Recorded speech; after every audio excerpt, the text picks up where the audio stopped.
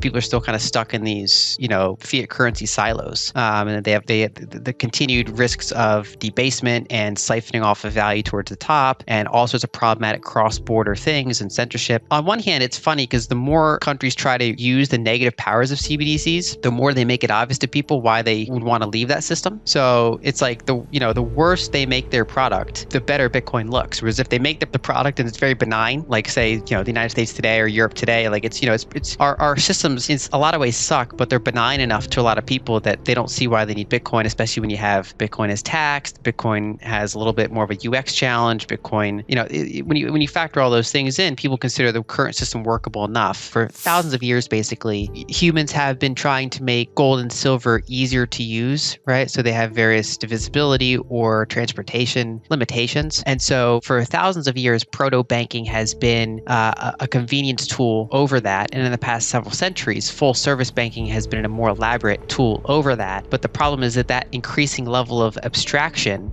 basically caused major issues between the amount of claims for those metals and then underlying metals. And then this all expanded dramatically during the telecommunications era. So ever since the telegraph became implemented throughout the second half of the 19th century. And during that environment, they were eventually able to just drop precious metals altogether. And so we've been in this system where physical money is too slow to deal with the modern global economy, but these fiat currencies are too arbitrary, inflationary, and have other issues to serve a similar role. And of course, the problem is far more compounded in the long tail of developing currencies, because the current market is basically 160 different fiat currencies in the world. The top handful lose value slowly. And then for most of the others, wherever you are born in the world, you're in this like little currency monopoly. And if you happen to be born in a bad one, then accumulating capital is way harder than it should be. And all the global payment frictions are way harder than they should be. The challenge is that most of these solutions that made money easier to use were centralizing. Mm-hmm. And with centralization comes corruption and basically more ability to play games. And so what I think is relevant about Bitcoin as, the first time where hard asset, bearer asset money can move at the speed of telecommunications globally. What that does, it's one of the first technologies in money that can improve it that's not centralizing, that's arguably decentralizing. And that's what makes it different than, say, the past 200 years of monetary innovations. And, I think the challenge, like what we talked about before, the concept of technological determinism, which is that, if we were to rerun humanity multiple times, would this be like a weird anomaly that happened, or would it usually end up like this? And my argument is it would normally end up like this. Like the set of technological capabilities combined with incentive structures and human greed makes it really hard to run a money system when transactions can move at the speed of light, but physical settlements of hard money can't. So this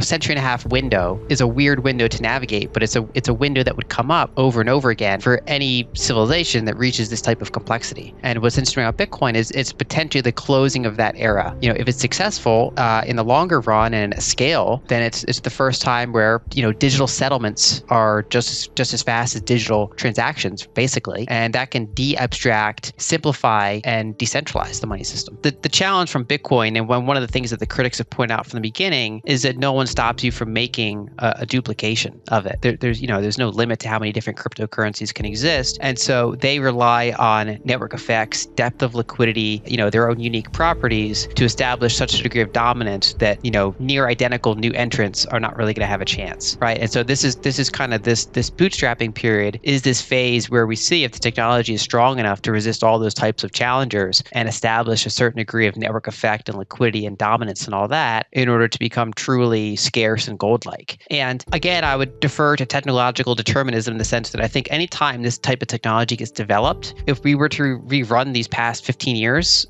multiple times, I think you get an explosion of shitcoins like every time. I think we were lucky that the first one was good. I mean, I can imagine worlds where the first one was not good and like it had some sort of big flaw, or Satoshi's a scammer, he's smart but not ethical. And you can imagine different scenarios where maybe the second or maybe the first one's not the one that achieved critical mass, but we were in one where it is. But I think it's natural that people are going to experiment. I think we have to try all the wrong answers to prove why the right answers they are. So I think that there are a handful of risks. I think that as we talked about earlier, that dilution risk has always been a major risk. It's always the question of, is Bitcoin good and unique enough to crowd out everything else and to achieve a depth of liquidity and network size that makes it uncontestable?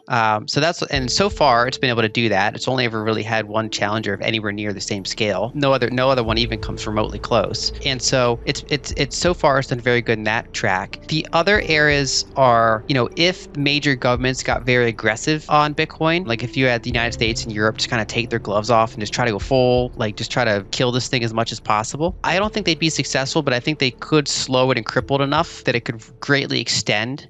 Basically, all the risk would massively amplify and the duration of the whole project would be extended. Now, part of the incentive mechanisms, especially in relatively free societies, is that there's a lot of mechanisms that prevent that from working. When we look back at the era of America's gold ban from the 30s to the 70s, they did that with a supermajority. So FDR, when he came into power, at one point in Congress, he had something like 70% of Congress was on his side. That was kind of an unheard of level of concentration of power, like a supermajority. So that's more of an exception to the rule. It's very hard to do that kind of thing without that sort of unusual supermajority in these types of countries. So it's something I monitor, but it's something to consider. But I think in some ways, another risk I look at is the supply chain risk. So the fact that only a handful of foundries in the world make high-end semiconductors.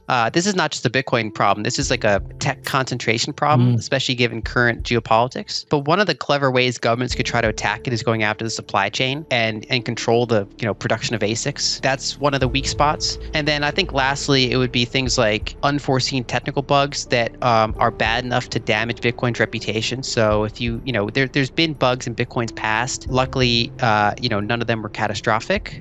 Either because they were fixed quickly or ahead of time. Over time, the code base is hardened, but there's still ongoing risks of any sort of live project. And then, of course, there could one day be a quantum threat, and then there might have to be some sort of fork to make it resilient to that. And that's like a period of time. Anytime you have to change, that'd be considered like a shields down moment. There's a period of vulnerability there where consensus could differ.